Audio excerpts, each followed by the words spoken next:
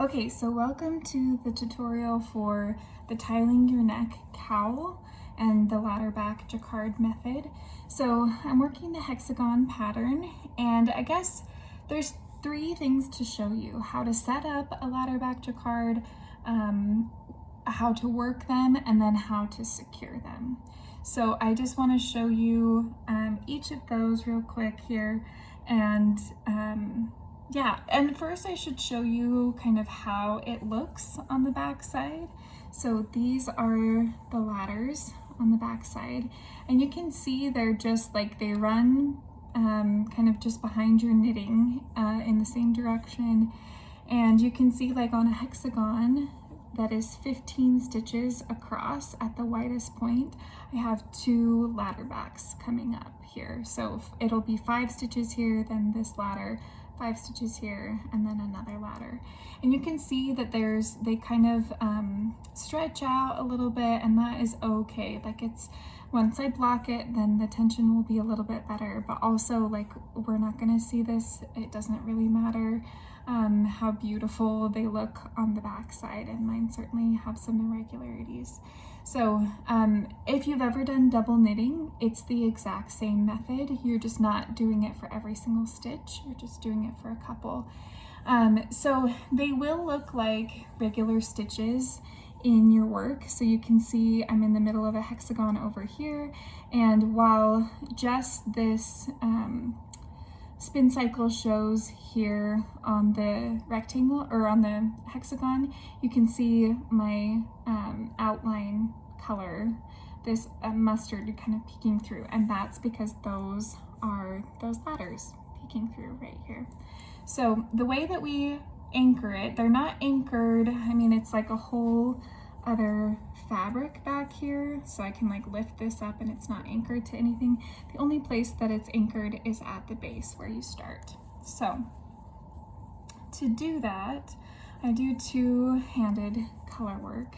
So I've got one in each hand here, and the way that you're going to anchor that work is you're actually going to bring both of your working yarns to the front, and you do that so that you can work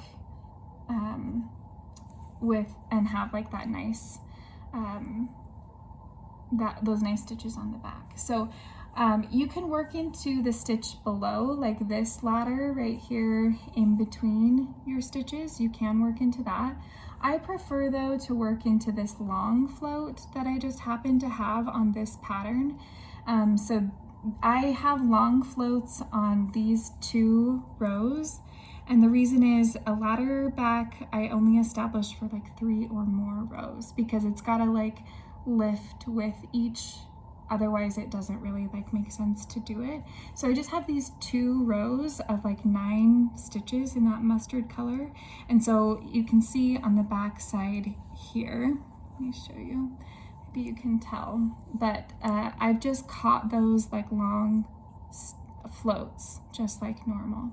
So I'm gonna lift one of those and work that increase. So it can be just any kind of ladder that you've got between stitches. So I'm going to do this long ladder. I'm lifting that onto my left needle, and again, both of my yarns are in the front.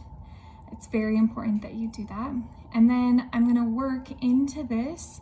I'm actually going to work a purl stitch, and that's why it shows up as a knit stitch on the very back side, is because I'm working this as a purl. So yarn comes over, and then I work it, push it to the back, and then your yarn can come in the back ready for the next thing. But you can see, like, that stitch has got that purl bump right there, and I suppose that you could knit that stitch instead of purl it, but you would just have purl bumps on the back side. So for a smoother finish, that's why I'm purling that. Your other yarn needs to come also to the back, just ready to work those next knit stitches. So kind of depends what pattern you have, but for this, it's all stockinette on the front side. So I'm gonna knit in that complementary color 5 times, and that's just per my pattern. Yeah, there you go. So 5 of those. And then we're ready to anchor the next one. And I know this is kind of weird in the pattern, but it has like 1, and then you work that ladder back, and then 5, and then it will have ladder back and then 1. And the reason that that is because I found that it hides the best if you anchor those ladders into like that outline. You can do it in the middle, like just start it, but it tends to be just a little bit more visible. And so when I can, I always anchor it. And then I also work them, you can like work them diagonally, but I find that it's easiest, it's prettiest if you work them just straight up and down. Meaning like this stitch will always be in this position. So I will always have 5 stitches here in the middle, and then my ladders will work straight up as this one, the border here of my hexagon is going to move out. So eventually this one will become 5 for like that kind of side of the hexagon. Yeah, and I hope that makes sense. When you see the picture and the pattern where to put those ladders, I hope that makes sense. So I'm going to work my next one, and I put both yarns in front here. And then I'm gonna catch that ladder. And again, it can be this ladder if you want. That one's gonna be a little bit more visible because it's on the front side. So I choose to anchor mine in something on the back side already. This is the long float from the row below. So I'm gonna put that on my left needle, coming from back to front. And you can twist it the other way. This is just how I twist it. And then I'm coming into the front of that loop so that it gets twisted. And then I'm just purling that stitch and pushing it to the back. So that is a purl stitch. And again, it's like adding an extra stitch, but this will be on the other side of the work. And so just be careful in your working of the pattern that you don't accidentally like mistake that as an extra stitch. And then you work in pattern for the rest. So I'm just working in my pattern that I've already established. And you do still have to be careful of those floats. So on this right side, make sure to give yourselves plenty of space as you switch from yarn color to yarn color.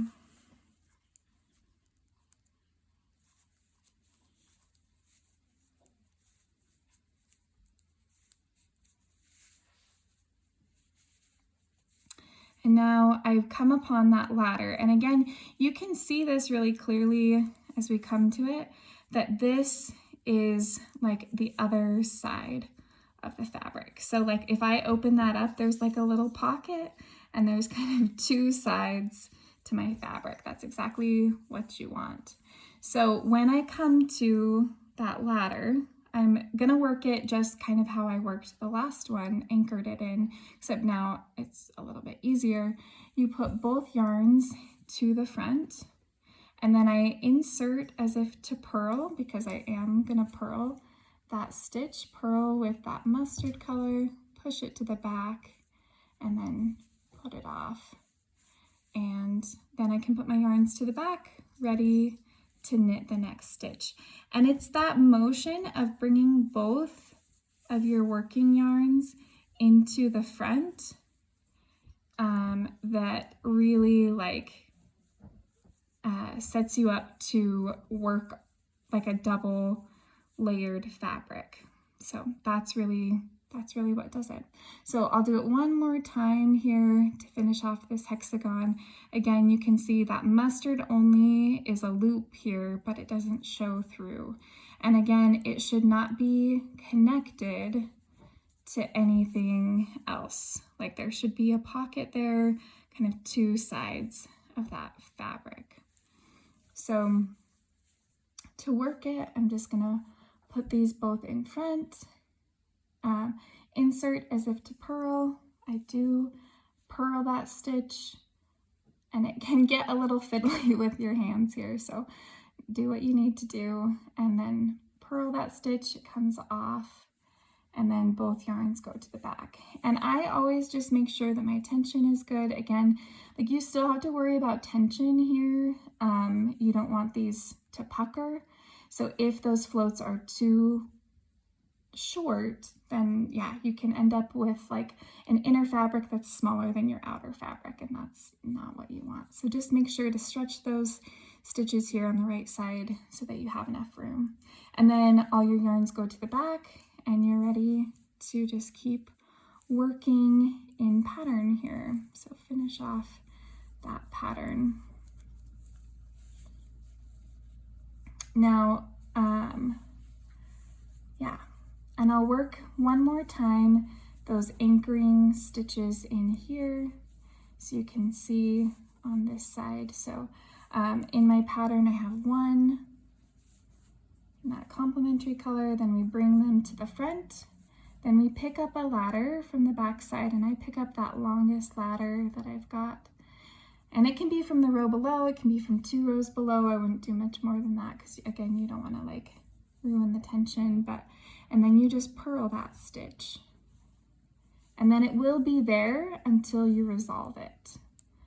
So one other note too, I recently had to undo these stitches and it was quite difficult because I was like in the middle of a row. So like I had these live ladders on the back of my work and I was trying to undo it. So what I would do is if that happens to you, just make sure you safety pin those and make sure that you catch all of them and just put them back on your needle kind of as you knit around. That's what I found was helpful, but it is kind of more difficult to undo than just regular stockinette, but it doesn't mean that it's undoable. Okay, and then just continuing in my pattern here, come to those.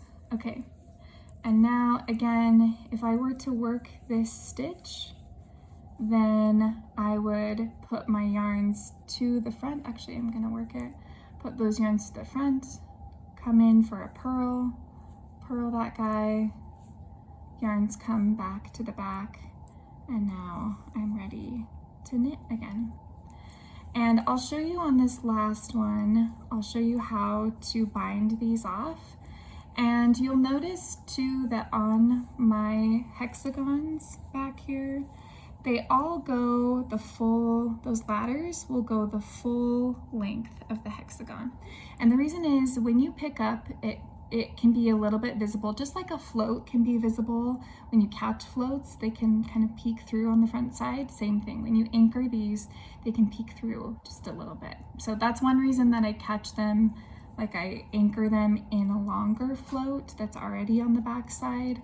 But then the other thing that I found is anchor them on the border and then secure them on the next border. So in my pattern, like I wouldn't be ready to anchor this. I wouldn't be ready to finish it because it would be visible just a little bit. Again, it kind of depends on what yarn you have.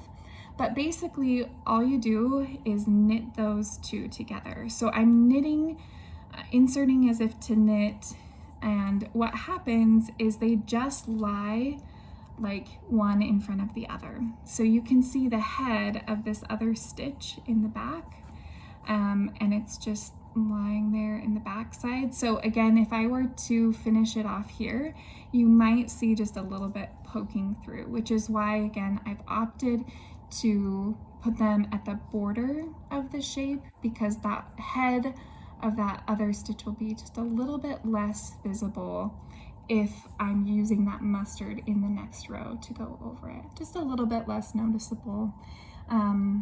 Anyway, so those are my recommendations for ladder back. Again, just to resolve it, you're just gonna insert and knit two together, and that is it. And it will look more visible than it will actually stay. Once I knit over that and my tension is kind of evened out, you'll see it's not very visible. Like you can't look at any of these and see that I've secured right there. So if you're worried about it, just keep working and you'll be okay. Yeah, and that's how you work ladder back jacquard. So, and you'll see too that it's a super like stretchy material. When you catch floats, it tends to make it less stretchy, but this will make it more stretchy because again, it's like just another fabric on the back side. So, okay, I hope you enjoy making your cowl. Thanks for watching. Let me know if you have questions.